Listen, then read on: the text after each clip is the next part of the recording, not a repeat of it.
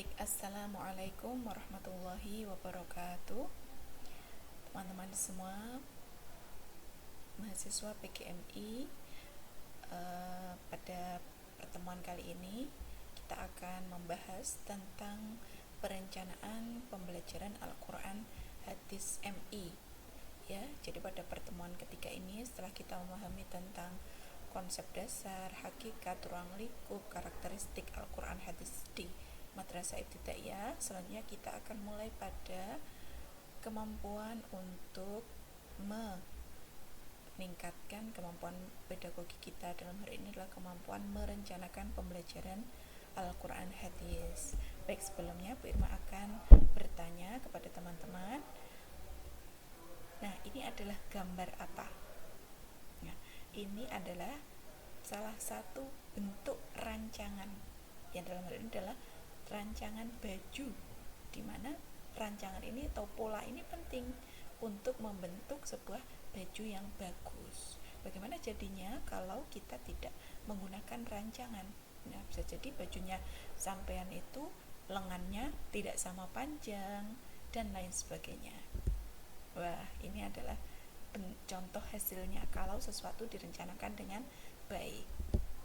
Kalau ini adalah betul, ini adalah desain arsitektur sebuah rumah, dan hasilnya jika direncanakan dengan baik seperti ini, nah ini adalah hasilnya. Bagus ya, bagus dari warnanya, kemudian desainnya, interiornya, dan lain sebagainya. Lalu apa yang terjadi jika tidak direncanakan dengan baik? Nah, ini contohnya. Ada ketidakseimbangan atau kesalahan, atau misalnya dalam gambar ini, bagaimana ini tangganya tidak berujung, atau yang ini tangganya terbalik, atau ini terasnya tidak simetris. Nah, itu adalah salah satu bentuk akibat tidak direncanakan dengan baik. Begitu pentingnya perencanaan bagi keberhasilan sebuah proyek. Dalam hal ini sama juga dengan pembelajaran.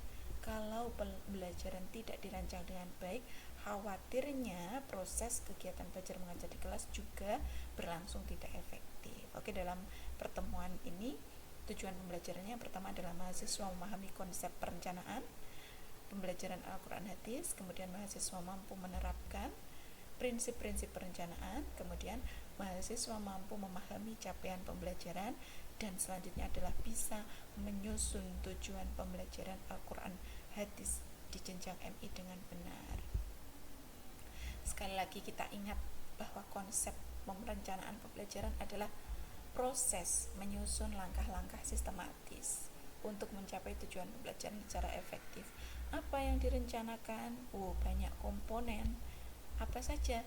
Di antaranya ada perencanaan capaian pembelajaran dan tujuan pembelajaran. Kalau kurikulum merdeka pasti menggunakan CP dan TP. Kemudian apa yang selanjutnya direncanakan? Materi dan metodenya.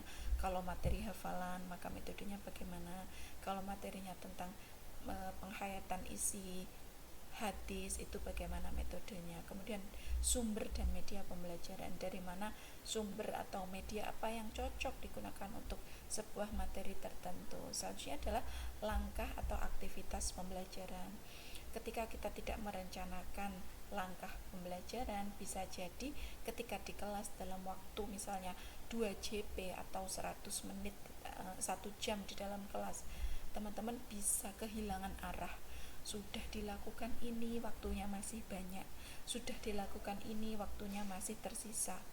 Nah, akan bingung, lalu arah pembelajaran tidak jelas. Itulah yang dihindari dari ketidaksiapan seorang guru di dalam kelas. Dan selanjutnya adalah penilaian.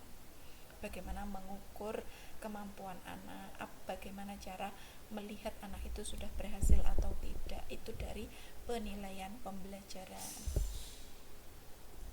Nah, selanjutnya kita mulai mengenali capaian pembelajaran Al-Quran Hadis MI. Bagi kita mahasiswa di prodi pendidikan sudah harus dan layaknya harus memiliki capaian pembelajaran atau dokumennya. Ya, yang terbaru adalah di CP itu ada di SK Dirjen Pendis. Kalau ini masih edaran 3211 tahun 2022. Itu berisi tentang materi CP mulai dari rumpun PAI, apa saja fikih, Al-Quran Hadis, Akidah Akhlak, SKI, dan rumpun bahasa Arab di madrasah baik MI, MTS maupun MA. Nah, apa capaian pembelajaran ini? Di sini diberikan penjelasan. Nah, ini ada gambar anak kecil. Harapan kita di Al-Quran Hadis kan anak-anak bisa membaca, menulis, memahami dari isi kandungan hadis dan juga surat-surat pilihan Al-Quran. Definisinya adalah kompetensi pembelajaran yang harus dicapai peserta didik pada setiap fase pendidikan. Jadi ada banyak kompetensi yang itu dirangkum per fase. Ada di kurikulum Merdeka itu fase A, kelas 1 sampai kelas 2, fase B, dan fase C. Nah, kemudian bagaimana caranya kita melaksanakan capaian pembelajaran? Supaya fokus, kita perlu merinci menjadi tujuan pembelajaran. Di sini Bu Irma tunjukkan caranya. Setelah ini adalah dokumen CP tadi ya, Bu Irma mengambil elemen hadis. Di dalam elemen hadis ada capaian pembelajaran yang panjang, mulai dari peserta didik mampu melafalkan hingga bernegara. Dan ini dicapai dari satu fase. Kelas 1 dan kelas 2 harus mencapai capaian pembelajaran ini. Maka bagaimana membaginya? Nah, kita perlu membagi tujuan pembelajaran yang lebih operasional supaya ketika di kelas itu kita tahu pertemuan ini mau melaksanakan materi apa, pertemuan ini menjelaskan materi apa. Caranya adalah dengan menganalisis ruang lingkup dan kompetensi dalam CP tersebut. Di sini yang warna merah Bu Irma tunjukkan itu adalah kompetensi atau kata kerja. Ada melafalkan, menghafalkan, mendemonstrasikan, dan akhir-akhir. Dan selanjutnya adalah merinci tentang ruang lingkup materi. Ada arti dan isi kandungan hadis, tentang sholat berjamaah, tentang persaudaraan, tentang takwa. Nah, ketika sudah dirinci, maka akan terbentuk ya di bagian bawah itu. Misalnya, peserta didik mampu melafalkan hadis tentang sholat berjamaah. Peserta didik mampu menghafalkan hadis, menghafalkan. Kalau sudah melafalkan, maka kemudian menghafalkan dengan tingkatan-tingkatan kompetensi atau kata kerja yang beragam. Mulai dari melafalkan, kemudian bisa menghafalkan, memahami, menghayati. Ketika sudah dibentuk, di breakdown seperti ini kan mudah ya. Kalau berarti pertemuan ini kita harus tujuan pembelajarannya ini. Oh, anak-anak ditarget bisa melafalkan hadis. Jadi bagaimana penilaiannya nanti? Oh, anak-anak ketika disuruh maju satu persatu bisa melafalkan dengan benar, bisa menghafalkan hadis dengan benar. Sholatul jamaati afdalu min sholatil fadhi bi asyirina darajatan biasanya. Kemudian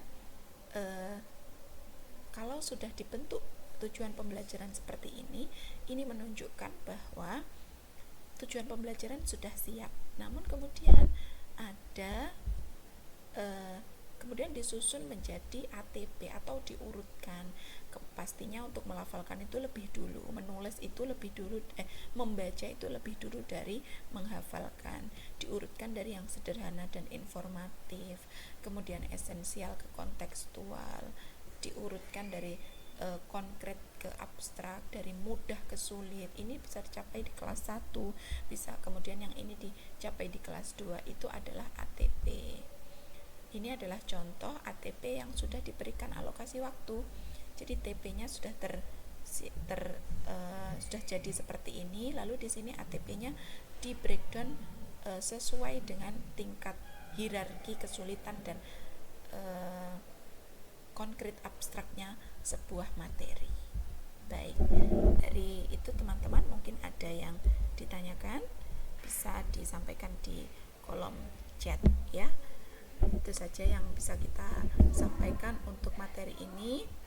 Ada kurang lebihnya mohon maaf. Nanti silakan untuk mengerjakan materi di dalam LMS. Saya akhiri. Assalamualaikum warahmatullahi wabarakatuh.